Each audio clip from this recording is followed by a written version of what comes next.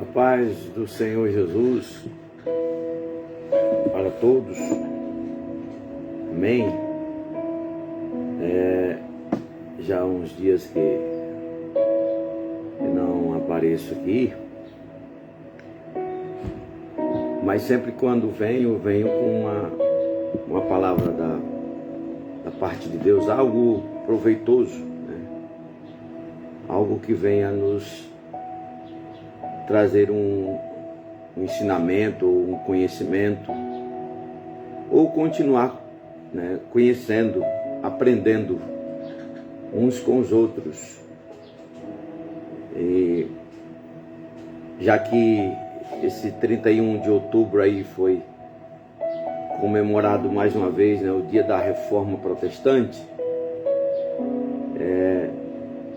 eu estou aproveitando a deixa aqui para falar um pouco, né, sobre essa reforma protestante, mas ter um foco maior sobre aqui o primeiro sola, né, o primeiro sola aí da reforma, ou melhor dizendo, na sequência aí, sola escritura, sola fide, sola gratia, sola Christus e soli deu glória, né? Ou seja, somente a escritura, somente a fé, somente a graça, somente Cristo e, por fim, glória somente a Deus, né? Esses 5 solas, essa palavra sola, ela vem do latim, né? Se você considerar aí a etimologia da palavra, sola vem do latim e significa somente ou apenas. Quando eu digo solo, eu estou querendo dizer no português somente, ou estou querendo dizer apenas. Então, apenas a escritura. Aqui embaixo, solo, escritura. Eu quero meditar hoje somente aqui, né, nesta primeira sola. Solo, escritura. Somente a escritura, né? Louvado seja o nome santo do Senhor. Mas voltando lá para a historicidade, né, a parte que envolve a história, o dia da Reforma Protestante, também conhecido como o dia de Martinho Lutero, né, por muitos conhecido. Ele é celebrado dia 31 de outubro e comemora o início da Reforma Protestante, que foi um movimento religioso que teve um grande impacto cristão ali na história europeia. A Europa foi impactada, podemos assim dizer, e dali o mundo também foi impactado.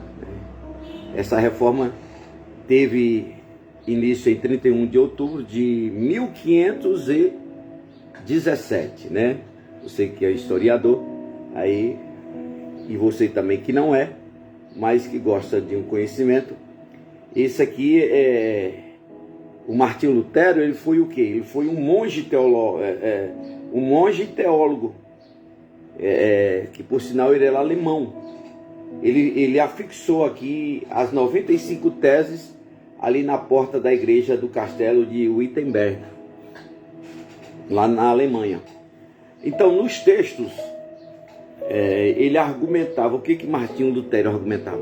Ele argumentava contra práticas religiosas, né, da igreja católica romana da época, e especialmente a venda da indulgência.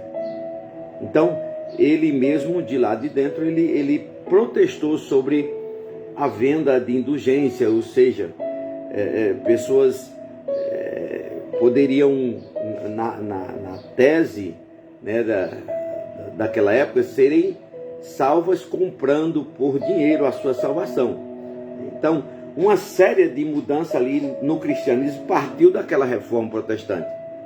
E aí, incluindo ali a formação de várias denominações protestantes. Dali da Reforma Protestante saiu a Igreja Luterana, saiu a Igreja Calvinistas, os anglicanos, né, que se separaram da autoridade da Igreja Católica Romana. Então, no movimento, foram reforçados princípios como a salvação pela fé, a autoridade das Escrituras e o sacerdócio de todos os crentes, né? Então, nesse movimento foram reforçados princípios que nortearam toda a história a partir desta reforma protestante, né? Então, meus amados em Cristo Jesus, eu peguei uma deixa, volto a dizer, dessas 5 solas. Uma outra hora nós podemos aqui meditar sobre sola fide, quer dizer, somente a fé, sola gratia, somente a graça, sola Cristo, somente Cristo, e soli deu glória somente a Deus, glória somente a Deus, né? Como diz o salmista, Salmo 115, não a nós, Senhor, não a nós, né? Somente a Deus. Mas eu queria, em cima aqui dessas teses, né, que Martinho Lutero, que pregou suas 95 teses, eu queria falar somente sobre essa primeira sola. Solo Escritura. Solo Escritura. Aleluia. Que significa somente a palavra de Deus, né? Somente a palavra de Deus. Então, esta sola aqui afirma que apenas as Escrituras são nossa autoridade final, né? Somente a Escritura é a autoridade final. Aleluia. Em um contexto em que a palavra autoridade muitas vezes tem conotações aí negativas devido ao individualismo prevalente. A sola Escritura destaca que o quê? Que a Bíblia é a nossa autoridade principal, suprema, né, e última, né? Como diz o certo hino aí, a última palavra é do Senhor. É importante notar que isso não implica que a Bíblia é a única autoridade, mas é a autoridade máxima. Não tem uma outra autoridade maior que a Bíblia, né? Existe autoridades, aleluia, né, a devida dos dons do Espírito Santo, louvado seja Deus. Por isso que a Bíblia diz assim, provai e vede se o Espírito são de Deus, né? Porque quando o Espírito fala é autoridade, quando Jesus fala é autoridade. Jesus é a palavra, né? Aleluia, louvado seja Deus. Mas a autoridade máxima, aleluia, de todas as coisas é a Escritura. O autor Mateus Barrete esclarece que a sola Escritura não deve ser confundida com nuda Escritura, que é a visão de que não devemos ter nenhum credo além da Bíblia, né? Nenhum credo, devemos não ter nenhum credo além da Bíblia. Então, meus amados irmãos, nós cremos no Pai, no Filho e no Espírito Santo de Deus. É a Trindade, aleluia. Embora essa palavra Trindade não venha explicitamente escrita o nome Trindade, mas nós cremos na Trindade, no Pai, no Filho e no Espírito Santo. Louvado seja o nome santo do Senhor. Então, meus amados em Cristo Jesus, os reformadores reconheciam a importância de confissões de fé e tradições, mas enfatizava que essa deveria estar em conformidade com as Escrituras, que permanece como autoridade suprema na fé cristã. Se você abrir a palavra em 1 Coríntios capítulo 4, versículo 6, você vai ver ali a seguinte expressão: eu apliquei todas essas coisas a mim e a Apolo para seu benefício. Irmãos, para que aprendam por nós a não ir além do que está escrito. Não ir além do que está escrito. Para que nenhum de vocês se ensorbebeça em favor de um contra o outro. Então, a palavra de Deus, ela é autoridade final. Nós não podemos ir além do que está escrito. Aleluia. O que está escrito, está escrito. Louvado seja o nome santo do Senhor. Ali Jesus,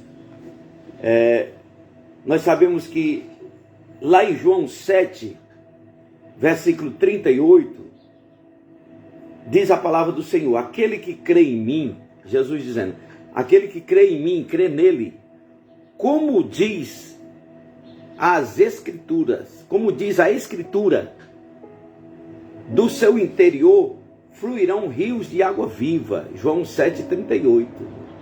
Então, aquele que crê em Jesus, como diz a Escritura. Aleluia. Então, neste mundo, nós vivemos um mundo o quê? Um mundo confuso, onde tem diversas crenças, né? E neste mundo de diversas crenças, Jesus aqui ele vai nos apontar um caminho de fé, um caminho seguro.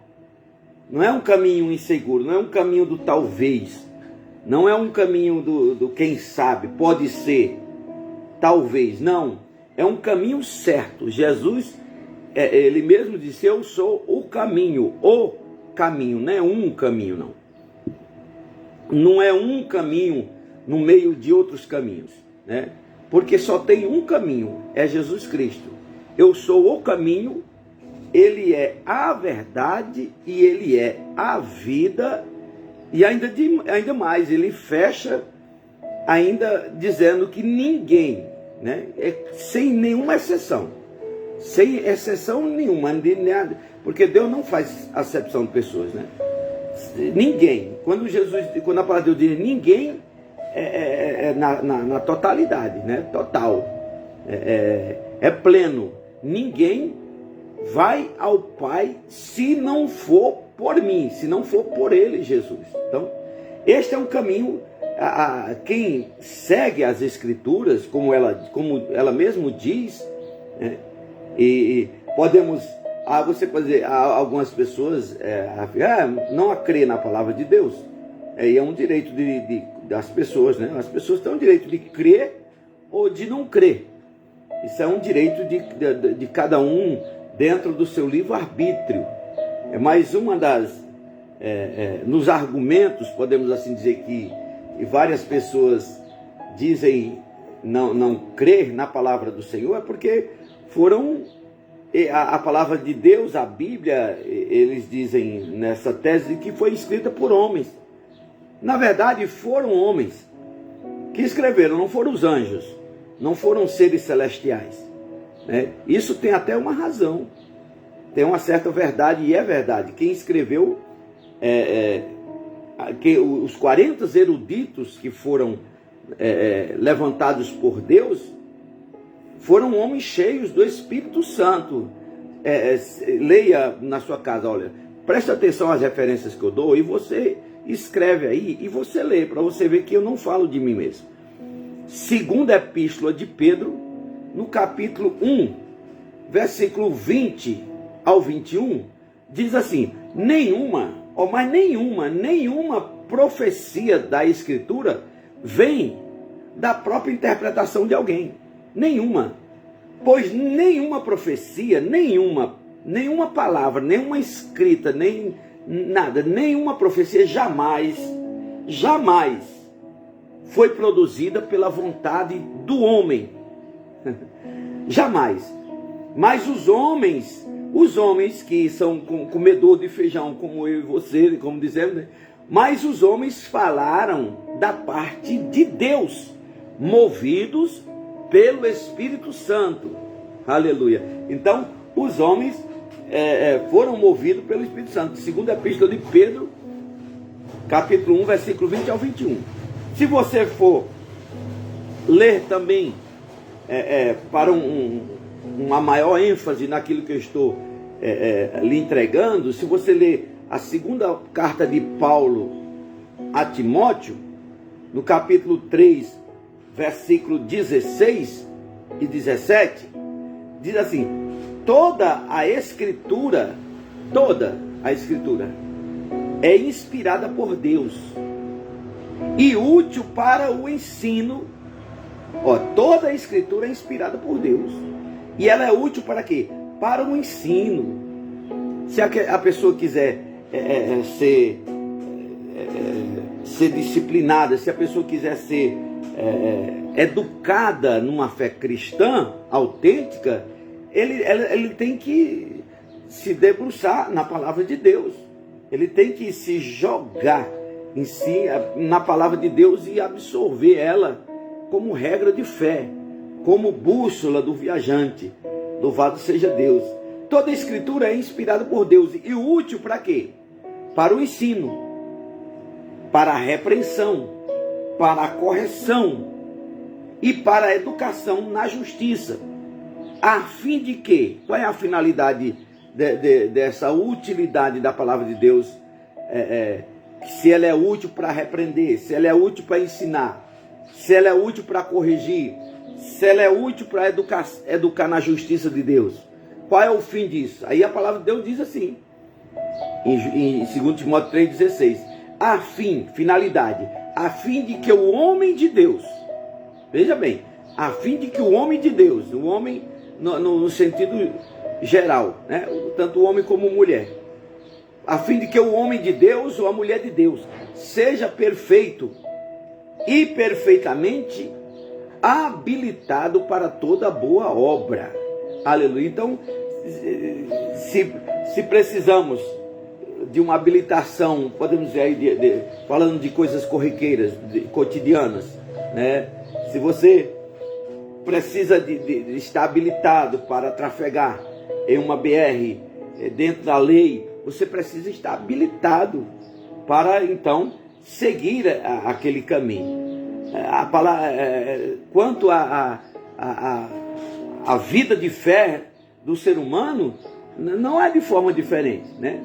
Para que o homem seja perfeito, esteja habilitado, né, para a obra do Senhor, para viver o Evangelho, para viver a palavra, ele precisa estar aqui habilitado, educado, corrigido pela palavra de Deus, né?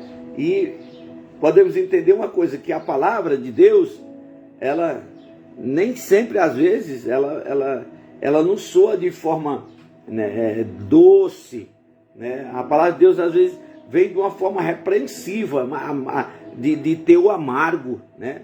De um remédio que é amargo, mas que cura. Aleluia, louvado seja o nome santo do Senhor. Então, baseado no solo Escritura, somente a Escritura, o Senhor Jesus, né, ele já tinha falado sobre isso, sobre o solo Escritura. Aquele que crê em mim, como diz a Escritura, né? Então ele nos dá a direção, Jesus nos dá um parâmetro. Jesus nos deu, podemos dizer assim, nos deu o caminho das pedras, né? Não é para crermos conforme um lobo religioso, né? Ou uma religião, ou simplesmente uma denominação, ou uma teologia, ou sistematização, ou uma sistematização bíblica.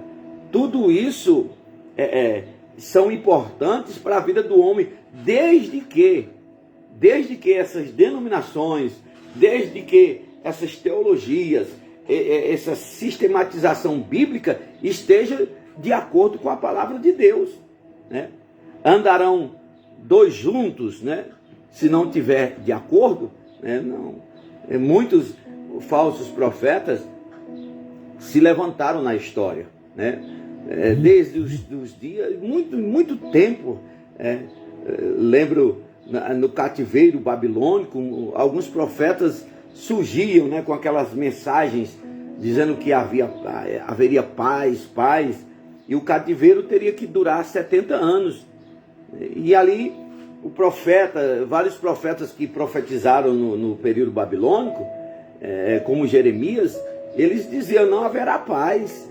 Não é verdade o que vocês estão dizendo, não. Então, para crermos no Evangelho segundo Jesus, o nosso Cristo, nós precisamos saber se cremos em Jesus, como diz a Escritura.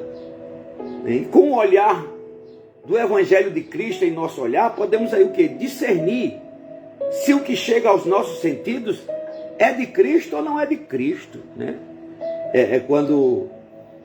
Quando Paulo vai discipular Timóteo, ele faz uma lembrança a Timóteo. Já Paulo ali nos finalmente, né, nos finais do seu ministério, ele conversa com Timóteo e ele traz à memória a Timóteo sobre a sua família, sobre o alicerce de aprendizado de Timóteo.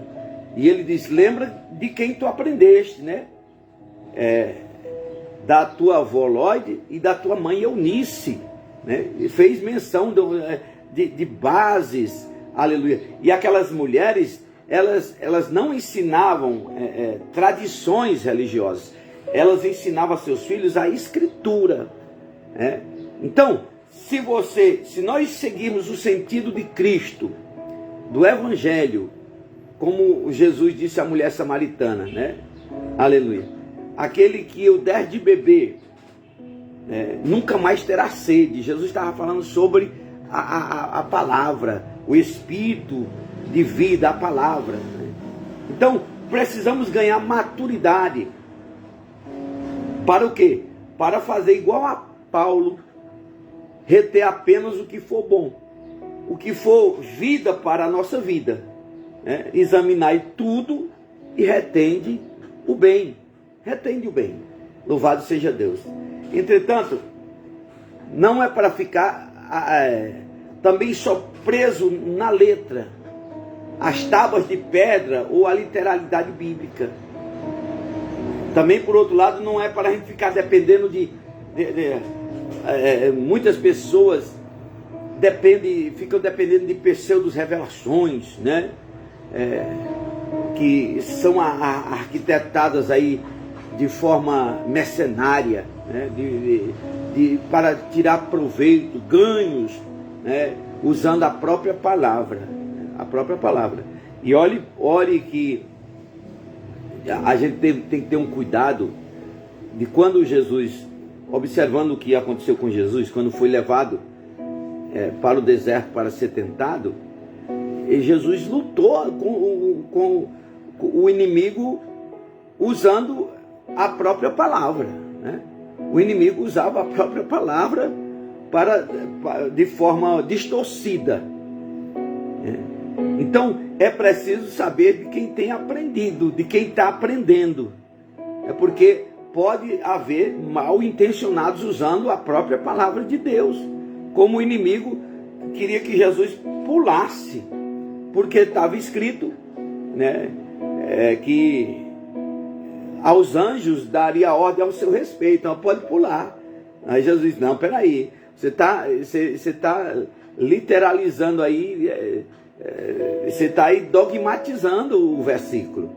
Está escrito assim, mas também está escrito: não tentarás o Senhor teu Deus. Está escrito que os anjos darão ordem ao meu respeito, tá, mas também eu não posso pular, porque também está escrito, né? Não tentarás o Senhor teu Deus. Então a Bíblia, ela não pode ser dogmatizada, ela precisa ser, a Bíblia, ela interpreta a si mesmo. A Bíblia tem referências e inferências, né? É preciso ver as referências.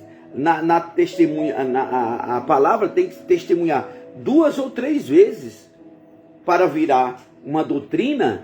Ela tem que testemunhar 2 ou 3 vezes, com a presença de 2 ou 3 testemunhas. Toda a palavra é confirmada. Toda a palavra é confirmada. Se 3 versículos dão apontamento para o início de uma doutrina, aí há o quê? Há uma legalidade nisso. Mas um versículo só, isolado, ele não pode trazer ou virar uma doutrina para a nossa vida, para reger, para nos educar, para nos instruir em justiça, né? Então precisamos ficar atento e para compreendermos e crermos na Escritura do Novo Testamento, segundo o Espírito Santo, aleluia, somente através do Espírito de Deus, que vai abrir o entendimento, para compreendermos, para crer, abrir os olhos, né? Muitas vezes a pessoa está com os olhos espirituais fechados, não consegue ver. Eu lembro lá no Antigo Testamento, quando os inimigos cercaram a Samaria, e estava ali Eliseu, né, o servo de Deus, estava ali dentro, e eles estavam cercados pelo exército inimigo. Mas o homem de Deus orava, e o seu ajudante, Geazi, ele não estava, ele estava sobremodo perturbado, porque ele estava vendo o exército do rei cercando Samaria, se não me engano, Senaqueribe, né? Cercando Samaria. E aí o que acontece? Que o homem de Deus, ele estava orando, e no campo, né, das revelações de Deus, Eliseu estava vendo um exército de anjos cercando o exército inimigo. Mas só que Geazi não estava com essa capacitação. Ele estava ali andando com o servo de Deus, via os milagres acontecer por Eliseu, mas a sua visão estava tampada. E tem muita gente seguindo religiões, que são pessoas de boa fé, boa índole, né? Mas que infelizmente estão cegos ainda a respeito de várias coisas que a Bíblia condena, como idolatria, como mundanismo, como vícios, como tantas outras coisas que as pessoas acham que pode servir a Deus e pode seguir esses caminhos. E não pode, a Bíblia diz que nós não podemos amar a dois senhores. É a palavra de Deus que nos informa, né? Ou iremos amar a um e abandonar o outro. Então, ali, quando Eliseu orou, e diz a oração de Eliseu a favor do seu servo foi: Senhor, abre os olhos do moço, né? Abre os olhos do moço. Então, é necessário que nós sejamos abertos nossos olhos. Nós só compreendemos a palavra de Deus, a sua vontade, né, se nós estivermos ligados, primeiramente, às Escrituras, e também se a gente estiver aceitando o que a Escritura está nos dizendo. E para aceitar por via regra de fé.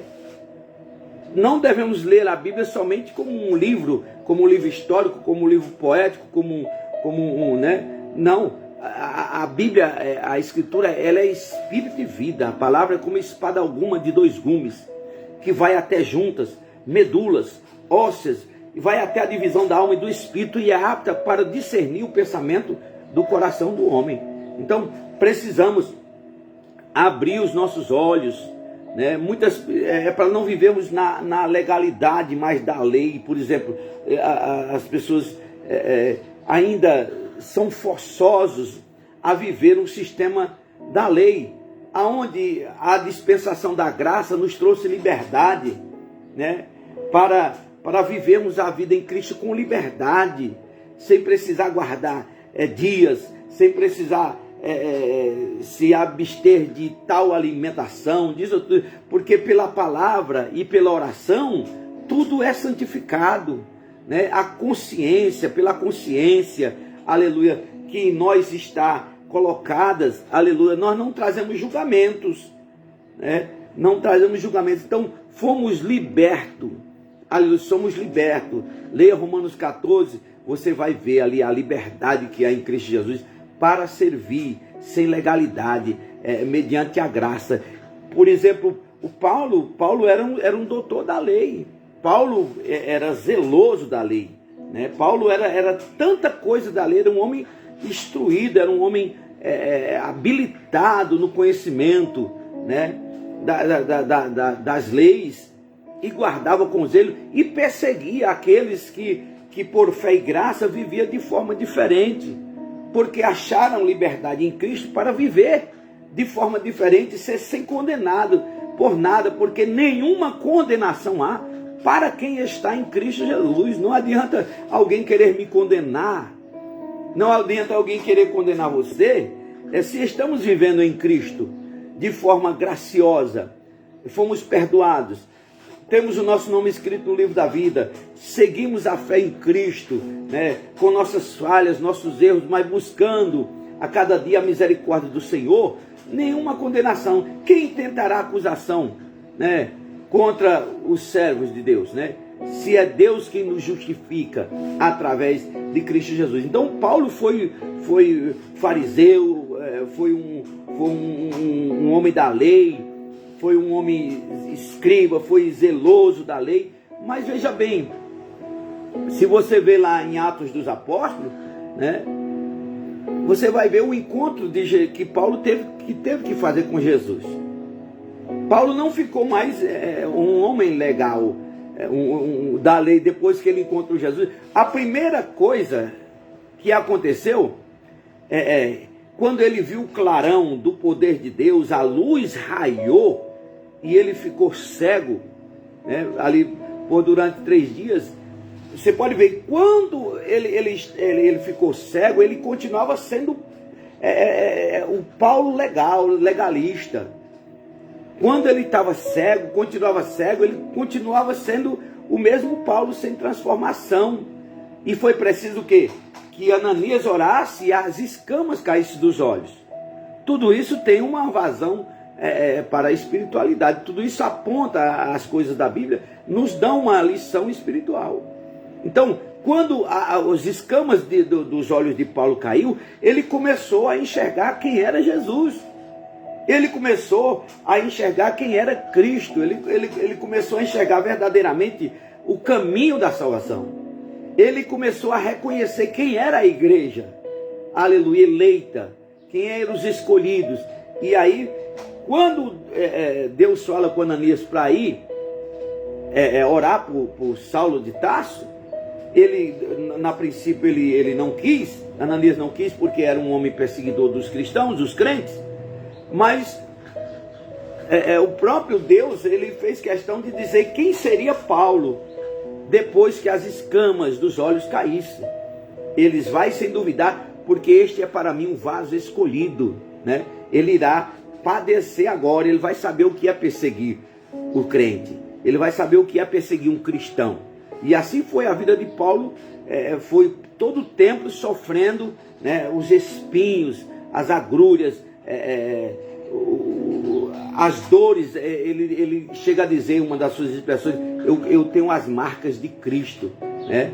Então, meus amados irmãos, é preciso atentar para o conhecimento da palavra de Deus, ter uma leitura corrente, né? Com isso o nosso ser vai se edificando, se identificando com o Espírito Santo, se identificando com Deus, se identificando com Jesus.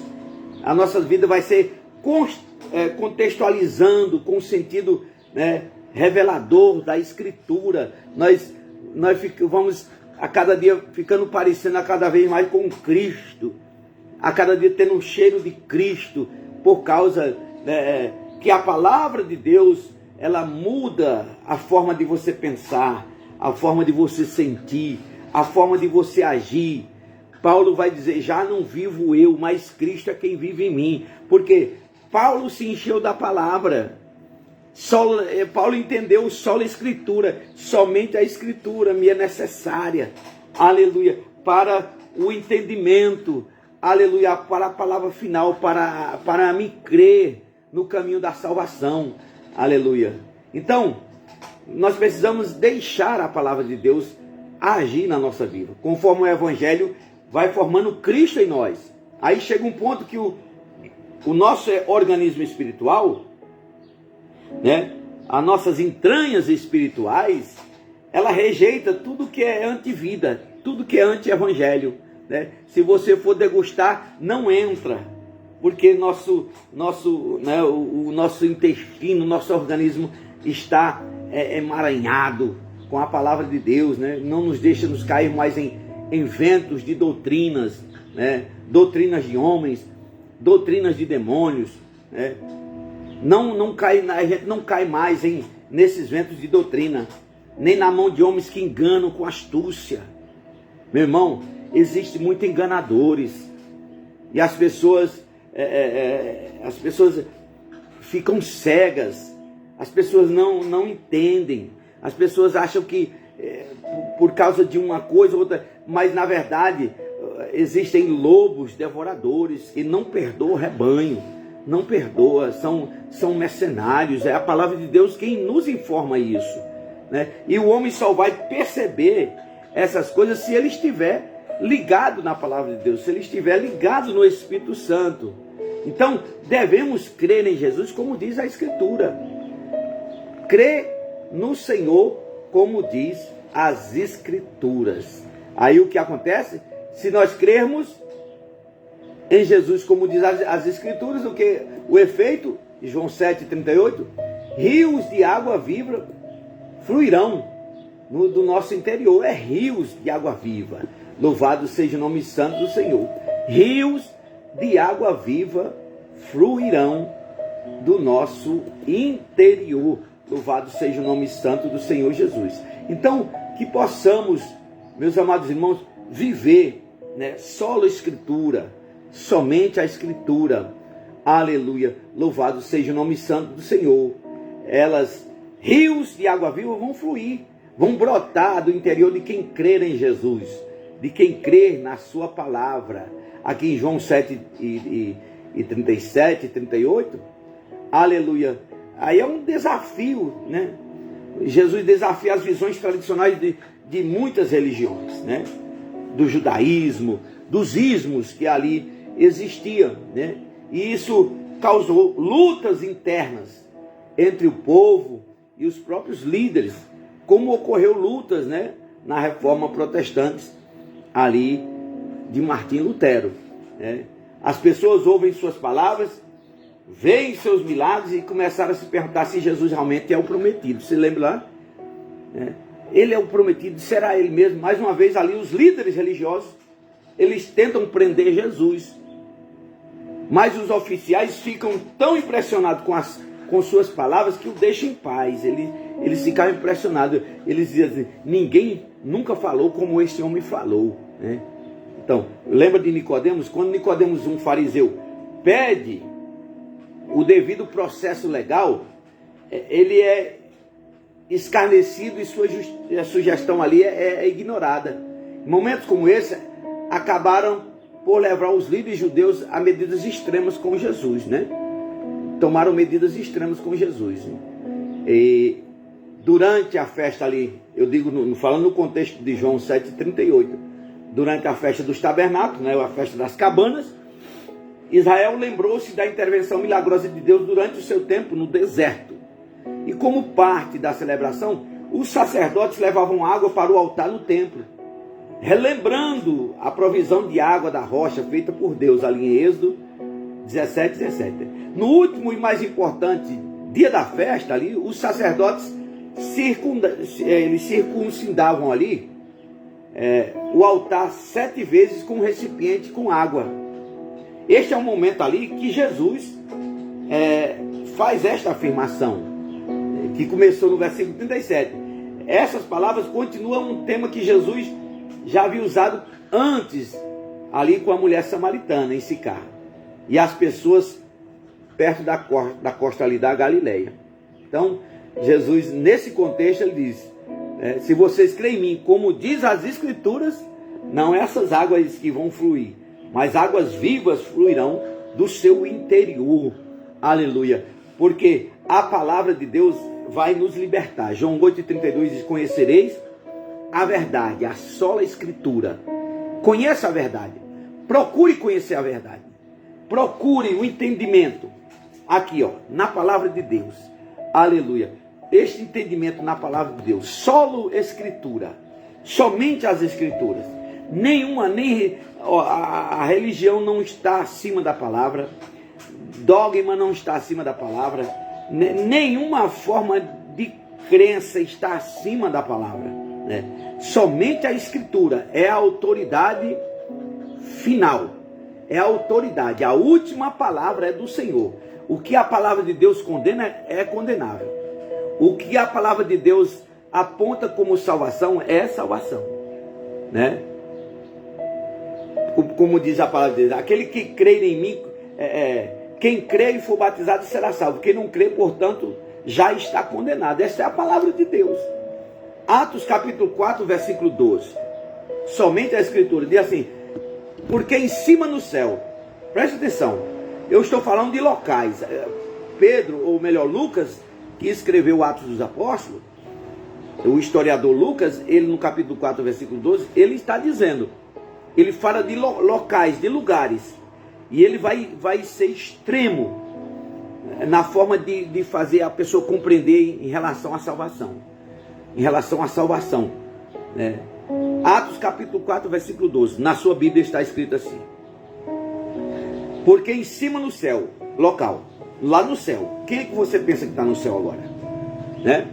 No céu de glória, agora, biblicamente falando, só está Deus, Jesus Cristo à sua direita e os anjos que foram criados, né? Os que morreram em Cristo, salvos de Deus, eles estão no lugar de gozo eterno, mas ainda não foi revelada a eternidade, aleluia, que será revelada a nova Jerusalém de Deus, aonde os santos irão habitar, né? Mas por isso que Pedro vai dizer, porque em cima no céu, aonde só tem Deus, os anjos e Jesus à sua direita, nenhum outro nome foi dado. Deus não deu nenhum outro nome para que o homem possa ser salvo. Não, Deus não deu o nome de Pedro para alguém ser salvo. Deus não entregou o nome a nenhuma figura humana para que alguém seja salvo, a não ser na pessoa amada do Senhor e Salvador Jesus Cristo. Então, solo Escritura, creia, aleluia, creia no Senhor Jesus, né? Creia na palavra, como Paulo disse ao carcereiro, né? O carcereiro ficou perturbado quando Deus abriu ali as cadeias, e aí ele se apavorou e perguntou, e agora o que devo fazer? E Paulo disse, crê no Senhor Jesus e será salvo tu e a tua casa. Então, fique com a palavra de Deus, fique conhecimento com a verdade da palavra de Deus. Louvado seja o nome santo do Senhor. Porque, segundo Timóteo, como eu disse, 3,16, toda a Escritura é inspirada por Deus e útil para o ensino, para a repreensão, para a correção, para a educação na justiça, a fim de que o homem de Deus, a mulher de Deus, grifo meu, seja perfeito e perfeitamente habilitado para toda boa obra. Amém? Deus em Cristo vos abençoe grandemente em nome de Jesus.